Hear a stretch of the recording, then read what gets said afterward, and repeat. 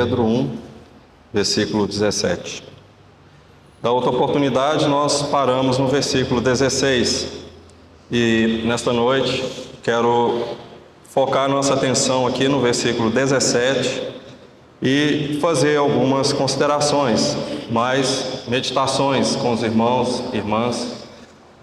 E eu creio que nós precisamos mais do que nós fizemos aqui essa noite, em adorar o nosso Senhor, em dar a Ele o local de honra no nosso coração, na nossa vida, dentro do nosso lar, dentro do nosso trabalho. Então vamos orar. Senhor, nós queremos continuar na Tua presença, queremos a Tua presença conosco, a Tua unção conosco, Senhor. Tu és santo, santo, santo, Senhor. Nos ajude, Senhor, nessa noite. Edifica-nos, Senhor. Fala, Senhor, conosco, pois nós necessitamos, Senhor, de Ti.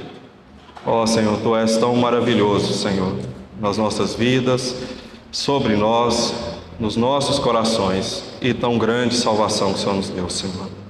Amém. Continuando aqui, irmãos. Então vamos ler o versículo 17. E se invocais por Pai aquele que, sem acepção de pessoas, julga segundo a obra de cada um, andai em temor durante o tempo da vossa peregrinação. Eu não sei qual o seu conceito, ou a sua opinião, ou a sua experiência de vida com relação a pai. Então eu quero que você esqueça o seu pai natural, porque ele não é igual a Deus. O seu pai natural não é igual a Deus. Eu, como pai do Felipe, eu não sou igual a Deus. Mas Pedro, ele nos traz a uma realidade maior. Ele diz: você invoca a Deus como pai? Você invoca Deus como pai? Por que nós invocamos? Como nós nos tornamos filhos de Deus? E isso é muito importante, irmãos.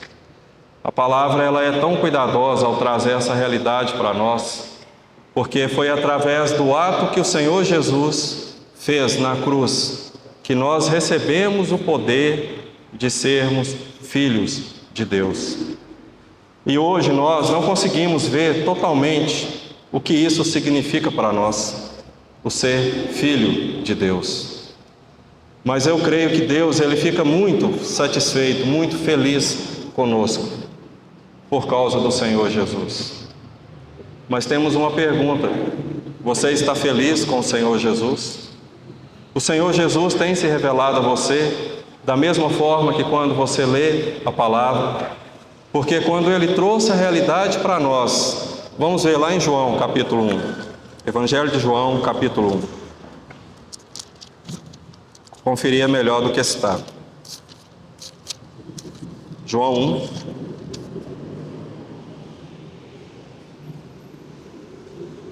Capítulo 1, versículo 10 em diante.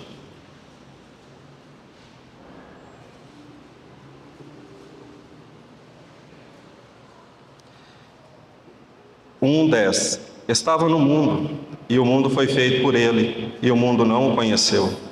Veio para o que era seu, e os seus não o receberam. Mas a todos quantos o receberam, deu-lhes o poder de serem feitos filhos de Deus, aos que creem no seu nome. Deu-lhes o poder. Deu-lhes o poder. E isso não foi pouco. Essa palavra poder, vamos voltar lá para Pedro, considerar 2 versículos aqui no capítulo 1. Deixa marcado 1 Pedro 1, vamos ler o 3 até o 5, ok? Tenham paciência que nós vamos chegar até onde nós precisamos. 1 Pedro 1, 3, versículo 3. 1, 3. Seja bendito Deus e Pai de nosso Senhor Jesus Cristo, que segundo a sua grande misericórdia, nos gerou de um novo, para uma viva esperança, pela ressurreição de Jesus Cristo dentre os mortos, para uma herança incorruptível, incontaminável e que não se pode murchar, guardada nos céus para vós, que mediante a fé estáis guardados no poder de Deus para a salvação, já prestes para se revelar no último tempo. O versículo 5, guardados no poder de Deus para a salvação. Eu tive pesquisando sobre essa questão dessa palavra poder. Ela aparece 116 vezes, segundo Strong, que é uma concordância. E esta palavra, ela significa dínamo, que ela aparece. Só para nós considerarmos, tão importante é isso, que quando foi dito lá em João que nós recebemos um poder de sermos filhos de Deus, e isso mudou completamente a nossa vida, a palavra ela vai afirmar várias vezes, usando a mesma palavra do grego sobre esse poder em nós. Porque esse poder é que transformou-nos em filho de Deus. E se nós invocamos a Deus como filho, aliás, como pai, se Deus é o nosso pai, como nós devemos viver? Qual tipo de pessoa que nós devemos ser? Como que nós devemos caminhar? Nós devemos considerar isso. Pedro, ele falou para nós antes, no versículo 13, que nós temos que cingir os lombos do nosso entendimento. Nós temos que desprender essa energia e entender o que é a nova vida hoje para nós. Um grande exemplo da vida, que seguiu a nós, foi quando Abraão, quando ele saiu de Ur de Caldeus, ele levou Ló consigo. Ló representa aquela antiga vida. Mas enquanto a antiga vida permanecia com Abraão, Deus então não pôde cumprir a promessa. Havia contenda, havia discussões. Quando nós então despertarmos, como Pedro disse, que se nós invocamos a Deus como Pai, então nós vamos mudar a nossa vida. Vamos voltar para o nosso exemplo terreno. Se eu tenho hoje o meu filho, que tipo de pessoa que eu quero que ele seja? Ele vai ser um bom cidadão, amoroso, respeitoso. Ele vai ser uma pessoa que não vai desobedecer às regras da sociedade. Ele não vai parar em uma prisão. Não é isso? Esse é o tipo de filho que eu quero, como pai. E nós, como filhos de Deus, que tipo de filho que Deus espera? Ele espera que nós sejamos, como falou aqui no versículo anterior, o 16, sede santos, porque eu sou santo. Então, quando nós invocamos a Deus como Pai, a primeira palavra que vem é santidade, obediência. E nós precisamos disso, irmãos, para nós sermos cheios do Espírito. Você quer ser cheio do Espírito? Nós não podemos apagar o Espírito e nem entristecê-lo, mas nós temos que buscar o Senhor para nós sermos cheios disso, cheio do Senhor, porque o rio de água viva ele vai fluir do nosso interior. O irmão Austin Sparks ele tem um livro que ele fala sobre rios de água viva. E dos pontos que ele coloca é a nossa alma. A nossa alma. Quando nós estamos ainda vivendo no âmbito da velha vida, nós não temos esse fluir, porque ela impede. E como nós precisamos conhecer o Senhor como nosso Deus, como Pai, para Ele então manifestar aquilo que está lá em Lucas. Vamos ver, por favor, Lucas capítulo 15. Lucas capítulo 15.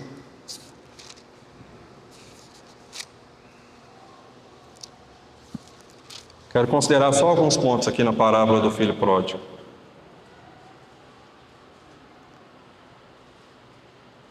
Lucas capítulo 15, versículo 20.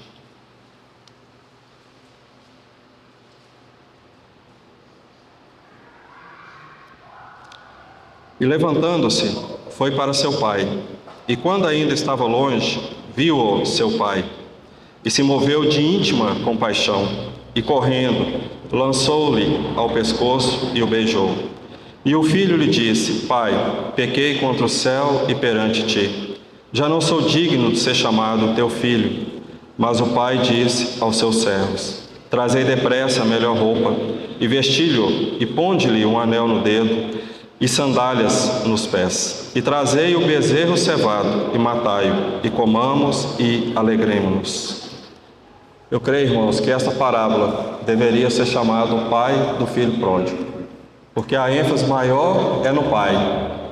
Porque o pai, eu creio que aqui é um exemplo que o Senhor Jesus nos trouxe do nosso Pai, que é Deus.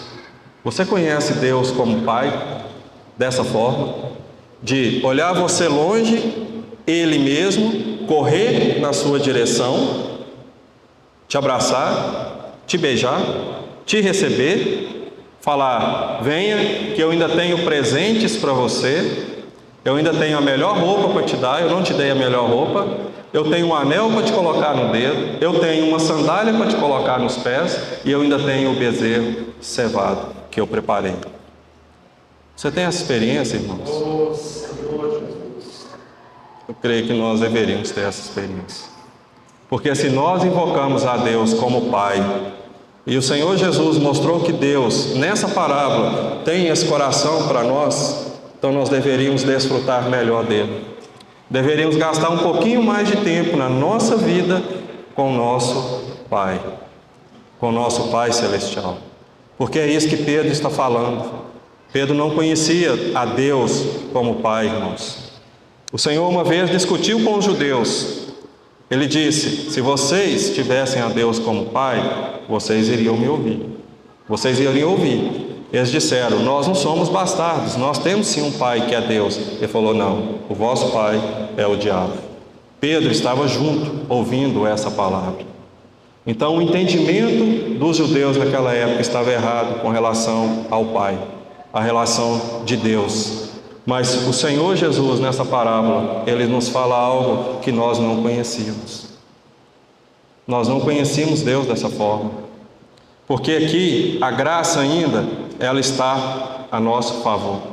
Ela ainda, hoje, Deus faz isso conosco. Mas haverá um dia que vai se fechar a porta e mesmo que nós batamos, ela não vai se abrir para nós. Lembra da parábola das virgens? Tome cuidado. Tome muito cuidado. Porque hoje o nosso Pai, quando Ele nos vê lá ao longe, Ele se levanta e vai até nós. Ele vai até nós e nos veste. Se vós invocais a Deus como Pai, que tipo de pessoa nós devemos ser? Que tipo de pessoa nós devemos ser? Porque é isso que transformou a vida de Pedro. E Pedro, lá no versículo, voltemos lá para o versículo 17. Ele diz: se invocais por Pai aquele que sem acepção de pessoas, Ele não faz distinção de pessoas. Na casa de Isaac tinha preferências. Um amava Esaú, o outro Jacó. Tinha preferências. E isso acontece nos nossos lares. Só que na casa de Deus, na igreja, todos nós somos irmãos. Todos nós somos iguais. Deus não faz acepção de pessoas, irmãos. Não adianta alguém entrar aqui dentro, bem vestido, rico, com anéis, uma pessoa de posição, que Deus vai olhar melhor para ele do que para o Sérgio ou do que para mim. Ele não fará isso. E sabe como que Pedro aprendeu isso? Vamos ver lá em Lucas capítulo 5. Lucas capítulo 5.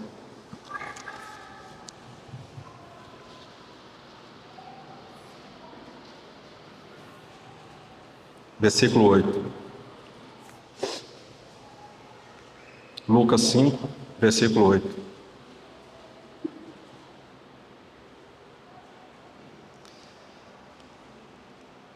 Lucas 5, 8.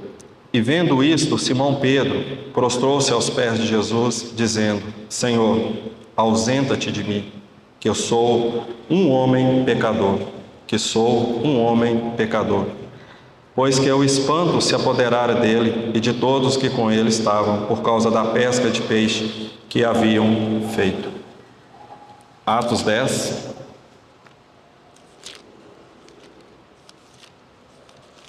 Atos, capítulo 10.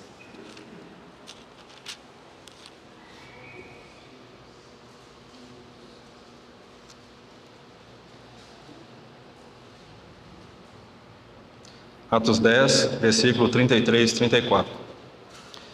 E logo mandei chamar-te, e bem fizeste em vir. Agora, pois, estamos todos presentes diante de Deus, para ouvir tudo quanto por Deus te é mandado.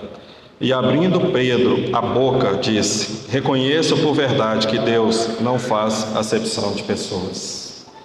Irmão, essa passagem é sobre Cornélio. Quando Pedro foi chamado, aquela pesca maravilhosa que aconteceu com eles, ele então disse ao Senhor: Senhor, afasta de mim, porque eu sou pecador. Sabe o que o Senhor Jesus disse? Pedro, eu tenho a melhor roupa para você, eu tenho um anel para te pôr no dedo, eu tenho uma sandália para pôr nos seus pés, eu vou te fazer pescador de homens. Mas só que o bom pescador, ele reconhece o quê? A qualidade dos peixes, não é isso? Ele reconhece a qualidade dos peixes.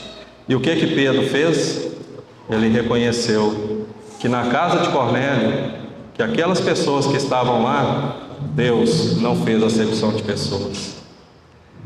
Irmãos, isso é revelação. E ele falou isso novamente na epístola dele.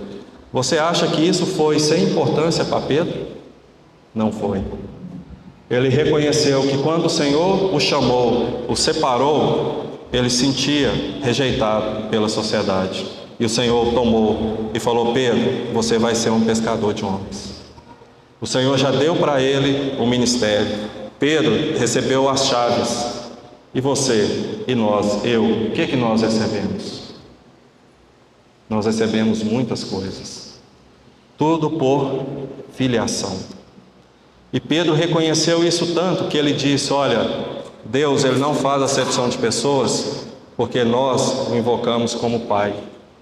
Nós precisamos desfrutar muito do Senhor como nosso Pai, de Deus como nosso Pai.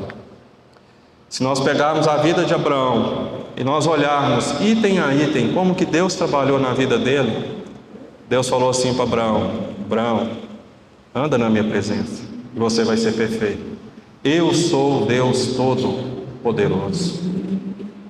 Eu sou Deus Todo-Poderoso. Alguém que estava vivendo sozinho, peregrinando, ele então recebe uma promessa dessa de Deus Todo-Poderoso. Nós recebemos a mesma promessa. Nós recebemos as mesmas vestes e nós somos chamados a andar como Abraão andou. Deus se manifestou a Abraão como pai.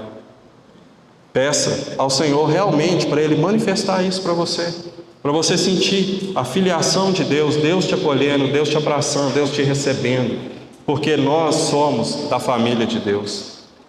E no céu, irmão, só vai entrar quem é filho. Só quem é filho. Não vai entrar mais ninguém. Ninguém fora disso. O filho que participou do bezerro cevado, ele voltou do jeito que ele estava. Ele foi recebido com graça. Ele foi recebido pelo Pai e as vestes dele foi mudada. A mesma coisa aconteceu com Pedro. E ele então pôde compartilhar essa verdade. Quando ele chegou na casa de Cornélio, tenta imaginar o misto de pessoas que poderia estar na casa de Cornélio. Tinha só pessoas santas lá? Não. Tinha pessoas só bonitas lá? Não.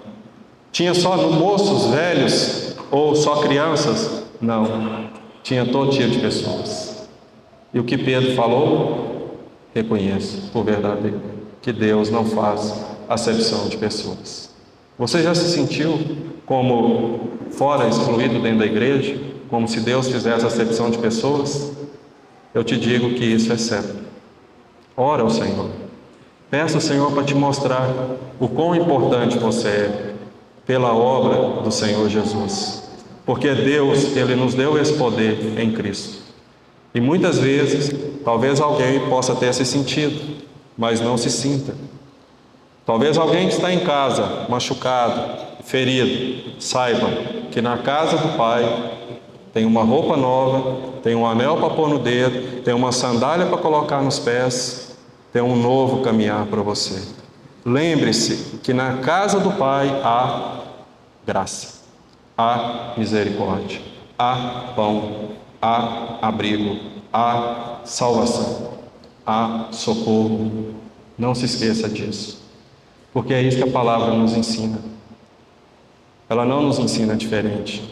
E quando ela usa essa palavra, acepção de pessoas, é porque alguém já se sentiu dessa forma. Talvez alguém, no conceito até de Pedro, não era importante ou merecedor da salvação. Deus então mostrou para ele: olha, Pedro, os gentios também são importantes para mim. Eles vão receber a salvação. E nós hoje estamos aqui porque alguém saiu do seu conforto da sua casa e ele veio e pregou. E essa palavra chegou até nós, cheio de graça, cheio de verdade. Porque alguém andou. Vamos voltar lá para Pedro. Versículo 17.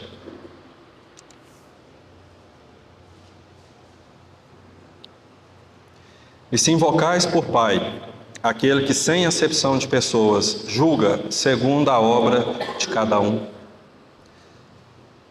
Irmão, você já pensou tanto que houve uma preocupação no coração de Deus sobre isso?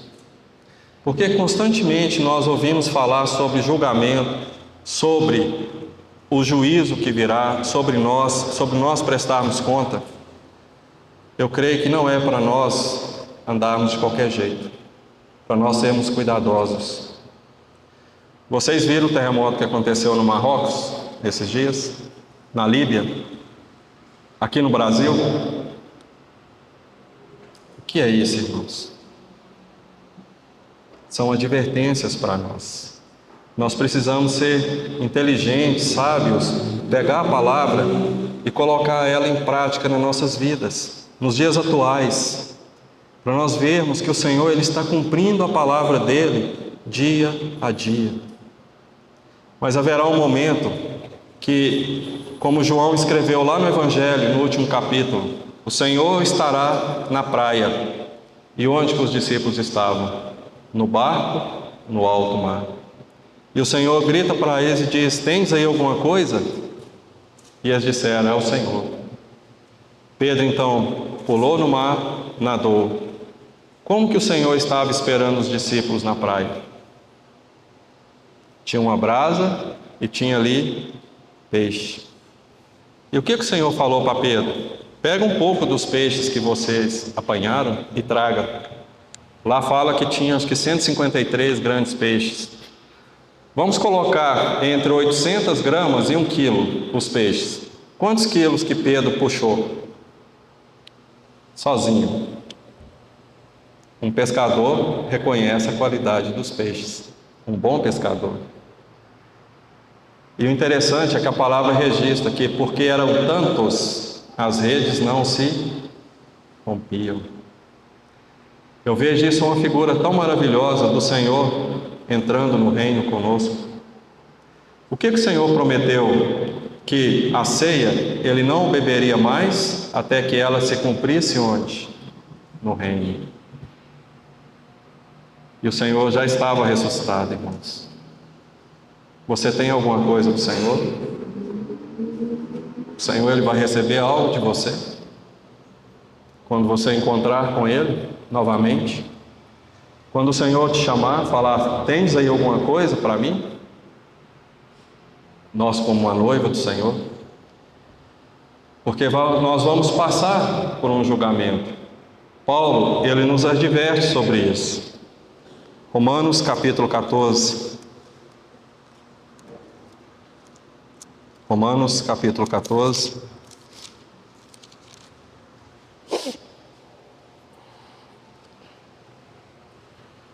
Versículo 10. Romanos capítulo 14, 10. Quero que você ache aí a parte final do versículo, porque a minha é a final, tá? Vou ler o início só para não ficar perdido. Mas tu, por que julgas teu irmão? Ou tu também, por que desprezas teu irmão? Pois todos havemos de comparecer ante o tribunal de Cristo. Porque está escrito: como eu vivo, diz o Senhor, que todo joelho se dobrará a mim e toda língua confessará a Deus. De maneira que cada um de nós dará conta de si mesmo a Deus. Um outro versículo, 2 Coríntios. 2 Coríntios 5, versículo 10.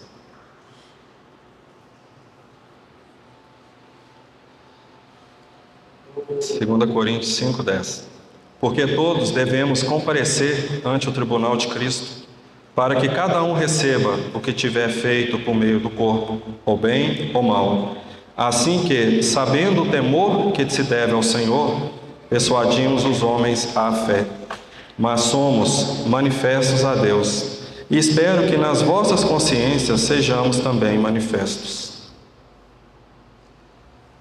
Sabe, meu irmão, eu creio que o Senhor, Ele deseja nos dar vestes dignas.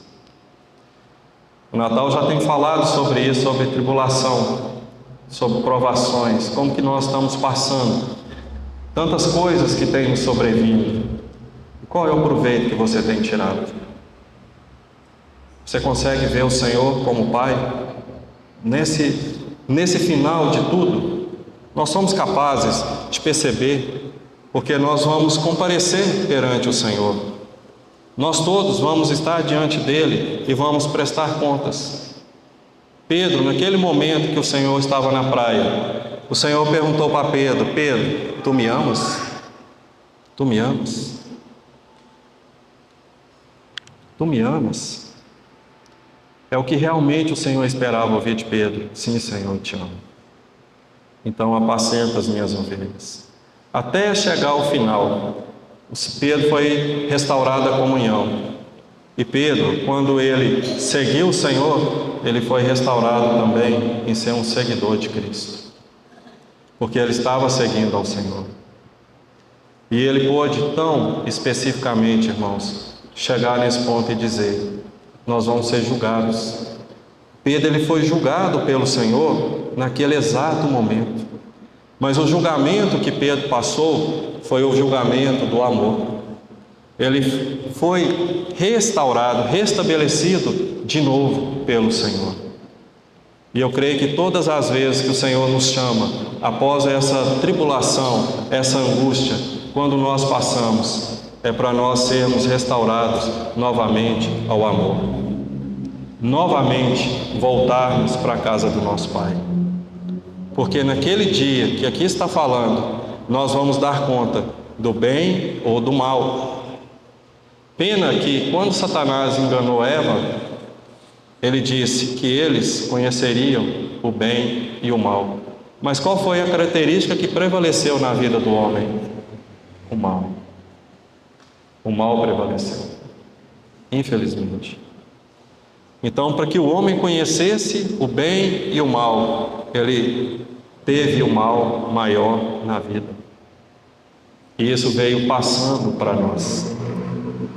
E se você olhar com muito cuidado a palavra, você verá que para tirar esse mal, o Senhor Jesus teve que morrer.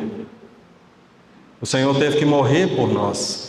Por isso que nós nunca devemos esquecer isso. Porque Pedro, mais embaixo, ele vai falar do precioso sangue do Cordeiro.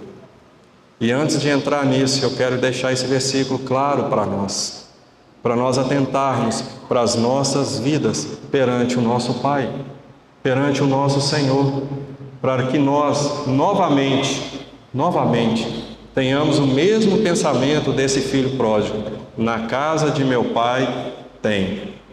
Você consegue pensar isso? Na casa de Deus tem, na igreja tem o Espírito Santo, tem o Senhor Jesus no céu, intercedendo por nós como nosso sumo sacerdote, ao trono da graça, onde nós podemos nos aproximar desse trono em qualquer ocasião. Não se esqueça disso, meu irmão, minha irmã. Não se esqueça.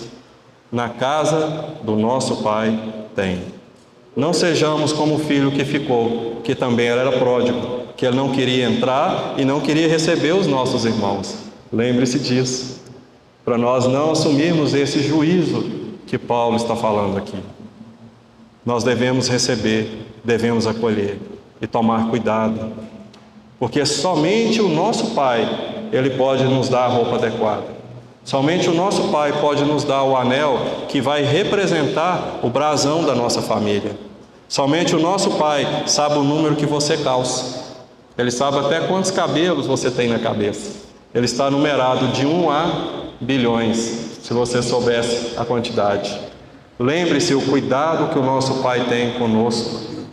Ele nos diz: eis aí o meu filho, eis aí o meu filho, eis aí a minha filha. Ele não nos trata diferente. Gostaria, irmãos, que vocês sentissem isso.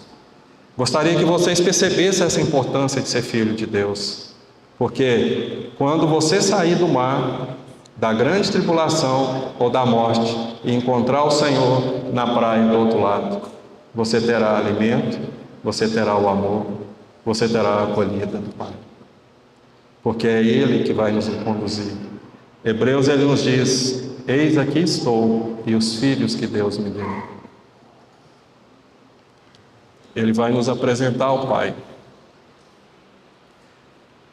E nós então conheceremos o Pai, como nós devemos conhecê-lo. Pense bem, irmãos, quem é o nosso Deus? Quem é o nosso Pai? Coloque essas palavras nos seus corações.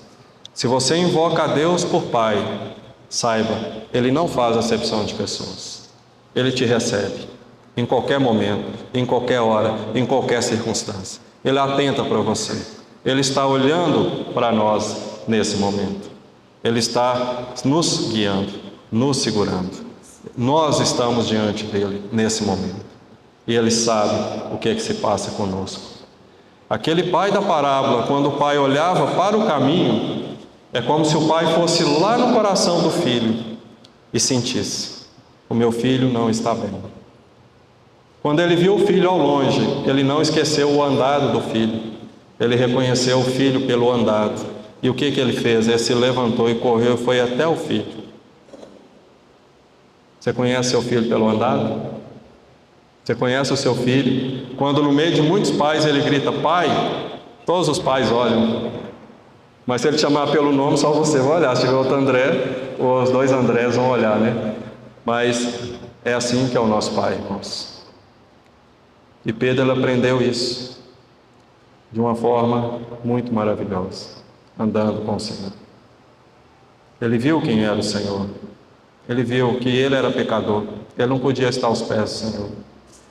Ele reconheceu isso. Mas o Senhor falou: Pedro, não me importa. Eu vou transformar você. Por qual poder? Pelo poder de Deus. Pelo poder de Deus. Você me recebeu, eu te recebi. Então eu vou fazer. E o Senhor fez. E Pedro, ele se ocupa tanto com isso, irmãos. Ele se preocupa tanto. A epístola dele é tão cheia de cuidado, tão cheia de amor. E ele fala a nossa linguagem. Ele é exatamente essa pessoa que nós somos. Desconfiado, muitas vezes estabanado, muitas vezes fala demais, precipitado nas palavras, muitas vezes não compreende o Senhor, como nós também não compreendemos, e tantas outras coisas que Pedro tem no coração. Mas sabe uma coisa que Pedro tem pelo Senhor? Amor. Ele tem amor. Ele reconheceu esse amor, e ele então pôde viver baseado nisso. E ele, ao escrever para nós, ele está nos guardando de tropeçarmos. Ele está guardando nossas vidas, dizendo: olha, não alimente no seu coração pensamentos de rejeição. Não alimente no seu coração pensamentos de que Deus não se importa com você. Não alimente no seu coração nada que te afaste do Deus verdadeiro. Porque nós temos um amor eterno. Nós temos alguém que morreu por nós, derramou seu precioso sangue, para Ele então nos dar essa filiação. Não foi de graça. Não foi de graça. O Senhor Jesus nunca falou nos evangelhos: decida-se por mim. Quando Ele teve aquele jovem rico, o jovem rico perguntou para o Senhor, falou: Senhor, o que eu devo fazer? Vai, vende e segue. E ele não fez isso. Mas Pedro, em Marcos, ele diz: o Senhor o amou. Você consegue perceber que alguém como Pedro, alguém que estava lá, olhou e falou assim: o Senhor o amou. Houve um olhar diferente do Senhor por aquele menino, por aquele jovem. Houve diferente, o mesmo olhar que houve conosco. o Senhor nos amou. Foi por causa desse amor que nós estamos aqui hoje. Por causa desse amor manifesto na cruz que nós estamos aqui. Então, quando nós rejeitamos o Senhor, nós rejeitamos o amor. Porque esta é a obra. João 3,16 já deixa todo mundo com a resposta na ponta da língua. E nós muitas vezes esquecemos de João 3,16. E nós nunca deveríamos esquecer. Talvez aquele frontal da nossa porta deveria ser o versículo escrito inteiro de João 3,16. Aquele deveria ser a nossa motivação, porque foi o que motivou o coração do Pai. Então, se nós queremos ter aquele coração que Deus tem, é João 3,16. E esse coração de Deus em nós, o seu Filho, ele vai fazer nós caminharmos, como Pedro está dizendo aqui. Não tenha acepção de pessoas. Se você invoca a Deus como Pai, não tenha, não alimente, não faça isso. Prosseguindo. Andai em temor durante o tempo da vossa peregrinação. Pedro ele nos diz que se nós andarmos, nós não vamos ficar parados. Isso é uma lógica. Mas como que nós vamos andar, irmãos? Eu queria mostrar 3 versículos. Está em Romanos 4, 12.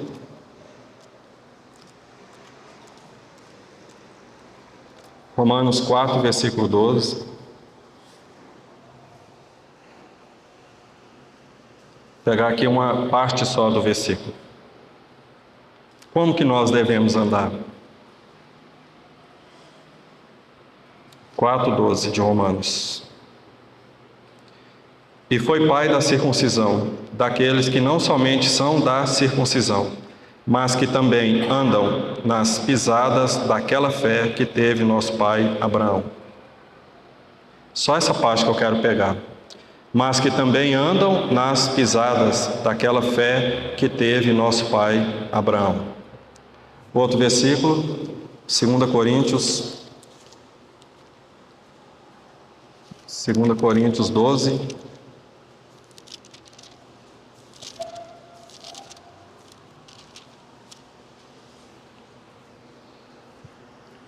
(18).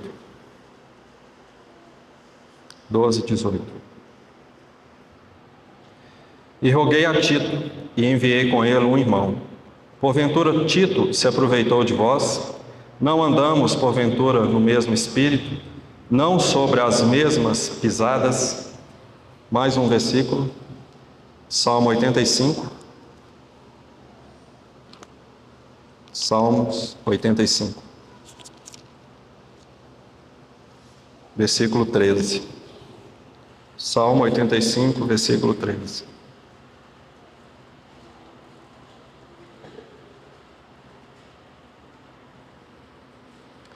A justiça irá adiante dele e nos porá no caminho das suas pisadas. A justiça irá adiante dele e nos porá no caminho das suas pisadas. O que eu quero mostrar com isso? Como que nós podemos andar? Nós não vamos andar literalmente, nós já estamos andando, mas de forma espiritual, como que nós vamos andar? Nós vamos andar nas pisaduras da fé que teve Abraão. Como que Abraão andou? Ele creu em Deus e isso foi imputado como justiça. Você crê em Deus da mesma forma? Mesmo se Deus te conduzir por um lugar onde você não conhece, você é capaz ainda de manter a sua fé nas pisadas da fé como Abraão andou? Você consegue caminhar com seus irmãos como Paulo, ele enviou a Tito? Se você olhar esse capítulo 12 de 2 Coríntios, você vai ver que Paulo ele procurou a Tito com muito cuidado. E ele encontrou a Tito. E Tito então o ajudou. E ele então andou no mesmo espírito que Tito, que é o amor fraternal. Pedro ele vai falar sobre isso na segunda epístola. E eu vejo, irmãos, que hoje o amor fraternal ele tem diminuído. Ele tem esfriado. Você consegue andar dessa forma? andar no amor fraternal, junto com os irmãos, junto com aqueles que também são filhos de Deus, aqueles que caminharam no início, primeiro na fé, estão na fé e eles vieram para a Irmandade, estão caminhando. Observe as reuniões dos lares, observe as reuniões aqui, observe a sua comunhão em casa, observe a sua vida. Quando você encontra um irmão na rua, você tem coragem de desejar a paz do Senhor para ele? Outro dia eu estava fardado, eu parei em frente ao irmão e fiz assim: paz do Senhor, irmão. Ele estalou, ele parou, ele não conseguiu acreditar. E aí, até que processou a ideia na mente dele, ele continuou. Nós precisamos disso, irmãos. Mas já aconteceu de irmão passar por mim assim, com a linha reta, assim, eu estou invisível, não existo. Mas nós precisamos caminhar nisso. Você sente prazer no nosso irmão e na justiça, porque é a pisadura do Senhor. A pisadura do Senhor foi na justiça. Então nós temos 3 formas de andar, pelo menos nesse primeiro momento de compartilhar: pisadura da fé, pisadura da irmandade e a pisadura da justiça. Andai. Porque, meus irmãos, nós somos peregrinos. Você sabe o que é um peregrino? Você sabe o que é não ter nada aqui nessa terra e ter tudo no céu? Você consegue pensar sobre isso? Pedro, ele tinha toda uma tradição, toda uma história, mas ele falou: eu sou um peregrino. A minha pátria não é daqui. A minha esperança não está aqui no mundo. O mundo não vai melhorar. O mundo não vai voltar à maravilha. Aqueles prédios que caíram no terremoto, eles podem ser reconstruídos, mas as suas ruínas vão ficar para sempre na mente daquelas pessoas. Aquela tristeza, aquelas pessoas vão ficar para sempre marcadas. Mas se nós manifestarmos no nosso coração o espírito de peregrino, nós vamos ver algumas coisas. Filipenses 3, versículo 20. Filipenses 3, 20. Mas a nossa cidade está nos céus, de onde também esperamos o Salvador, o Senhor Jesus Cristo, que transformará o nosso corpo abatido, para ser conforme o seu corpo glorioso, segundo o seu eficaz poder de sujeitar também a si todas as coisas. Hebreus 11.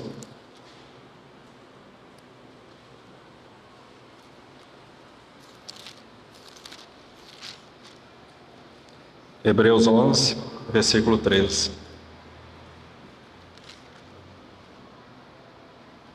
Todos estes morreram na fé, sem terem recebido as promessas, mas, vendo-as de longe e crendo-as e abraçando-as, confessaram que eram estrangeiros e peregrinos na terra, porque os que isto dizem claramente mostram que buscam uma pátria. E se na verdade se lembrasse daquela de onde haviam saído, teriam oportunidade de tornar. Mas agora desejam uma melhor, isto é, a celestial.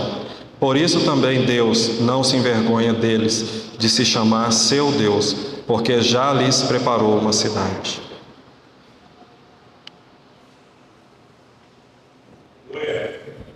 Meus irmãos, minhas irmãs, nós precisamos ter os nossos olhos abertos. Os nossos corações precisam ser aquecidos pelo Espírito Santo, para nós caminharmos dessa forma. Você olhar e fechar os seus olhos e não ver nada, mas ver tudo, contemplar pelo Espírito essa cidade. Essa cidade que está o Senhor Jesus. Esta cidade que Deus está edificando. Esta cidade que Deus vai falar assim: eu não me envergonho de você. Eu não me envergonho de você. É o mesmo coração do Pai da parábola do filho pródigo. Pensem, irmãos, é a mesma parábola. É a mesma coisa, porque tinha os servos e o irmão, e os vizinhos não tinham? O filho falou assim: este aí desperdiçou. Era para o pai dizer assim: filho, realmente, eu não merece nada. Eu me envergonho deles. Sai daqui. Eu não envergonho, eu me envergonho. Eu tive uma irmã que ela foi mãe solteira. Na época isso era o fim de uma família. E meu pai teve muitos problemas. Então, irmãos, se Deus pensasse assim de nós, coitados. E Deus nos diz aqui: eu não me envergonho de você. Você vai entrar na minha cidade, porque você tem a melhor roupa, o anel no dedo, você tem a melhor sandália, e eu matei o bezerro. Você está limpo. Você está à minha altura novamente. Isso aqui, irmãos, é algo maravilhoso. Outro dia eu vi um vídeo dos bezerros sendo soltos da estrebaria. Eles passam o inverno todinho confinado. Quando abrem a porta, né, que eles vivem tipo um celeiro, nesses países que nevam, né, e são frios, sabe o que eles fazem? Eles pulam. Eles ficam no pasto pulando. Eles não se cansam e eles ficam pulando. E todo mundo vai lá para ver. É um espetáculo. Eles saírem da estrebaria e pular de alegria. Hoje nós estamos mais dessa forma, confinados. Mas haverá o dia, como diz o profeta Malaquias, nós vamos saltar como bezerros nesta cidade, perante o nosso Deus. Porque nós temos um andar na justiça, nós temos um andar na fé, nós temos um andar na irmandade. Como que o Senhor Jesus andou? Dessas três formas. O mesmo caminhar do Senhor. E é isso que Pedro está nos dizendo. E o Senhor, Ele era peregrino nessa terra. Ele não tinha uma raiz aqui, Ele não tinha um local para Ele reclinar a cabeça. Naquele dia que Ele estava dormindo na polpa, né? E o vento batia, as ondas, o Senhor estava molhado. Vocês já pensaram nisso? Que o Senhor estava molhado e dormindo? Tão cansado Ele estava? Porque não tem como Ele ficar no bar sem se molhar, irmãos. Às vezes nós colocamos o Senhor de uma forma muito diferente. Mas Ele é um jovem de 33 anos. Se eu perguntar aqui, quem tem 33 anos? Nós vamos ver a fisionomia da pessoa e vai falar assim: é igualzinho o Senhor, 33 anos. E é dessa forma que Ele vai voltar. E é exatamente isso aqui que a palavra está dizendo. Deus, o Pai, não se envergonha. Deus, o Pai, não se envergonha. Você busca uma cidade melhor? Você busca uma cidade celestial? É isso que você tem nos seus olhos? Você conseguiu lembrar que existe essa cidade hoje? Vendo? Às vezes nós nos esquecemos. Tem tanta coisa na nossa mente, tanta coisa na nossa cabeça, que a gente se esquece das promessas fiéis do nosso Deus. Nós nos esquecemos. E corremos o risco de abandonarmos esse caminho, buscando outras coisas que não são do nosso Pai, que não são de acordo com a nossa casa, de acordo com onde nós vivemos.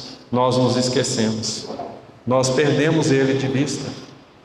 E eu quero aproveitar a oportunidade. Quem não conhece, esse aqui é o livro Peregrino. Quero ler uma parte para vocês aqui, curtinho.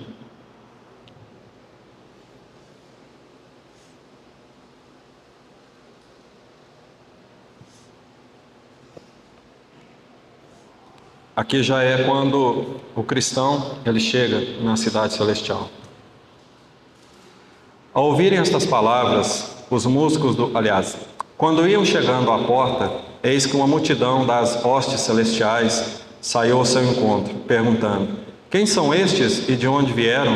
Responderam os resplandecentes: são homens que amaram nosso Senhor quando estavam no mundo, e tudo deixaram pelo seu santo nome. Enviou-nos eles para os trazermos aqui, e temo-los acompanhado na sua desejada viagem, para que entrem e contemplem o seu Redentor face a face, com grande gozo. E as hostes celestiais deram vozes de júbilos e exclamaram: bem-aventurados que são chamados à ceia do Cordeiro. Apocalipse 19:9. Ao ouvirem estas palavras, os músicos do rei tocaram em seus instrumentos suaves melodias, que ressoavam nos céus, e com vozes e gestos de alegria, cantando e fazendo soar seus instrumentos.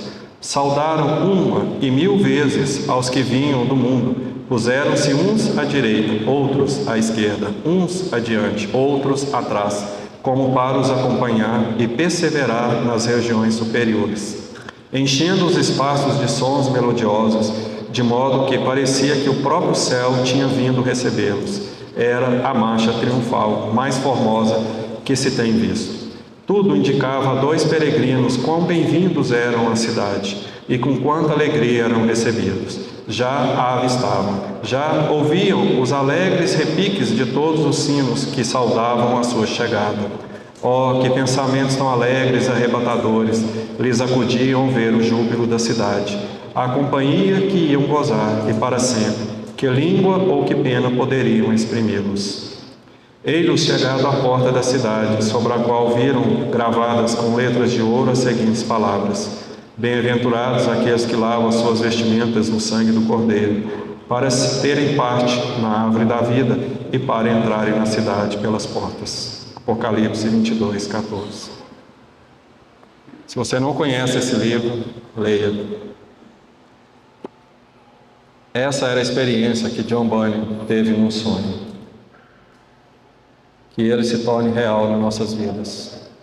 Para os peregrinos, forasteiros, terrenos, que buscam uma pátria celestial.